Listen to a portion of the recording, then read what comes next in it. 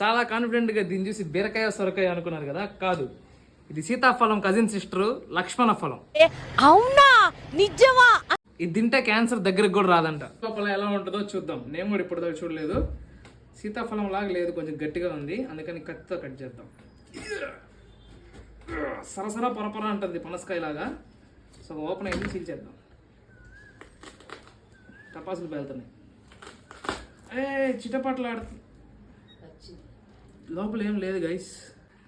దీని లోపల ఇంకా లోపలికి వెళ్తే ఉంటుందేమో చూద్దాం. ప్రస్తుతానికైతే పచ్చి వాసనే వస్తుంది. ఓకే, లోపల కొన్ని సీడ్స్ ఉన్నాయి, 1, 2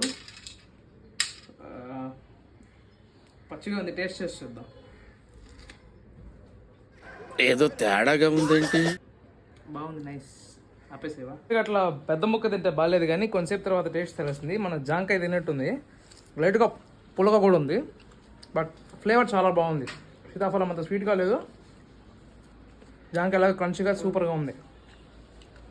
లక్ష్మణ ఫలం ఫ్రూట్ పేరు ఇంగ్లీష్లో ఏమంటారో నాకు తెలియదు.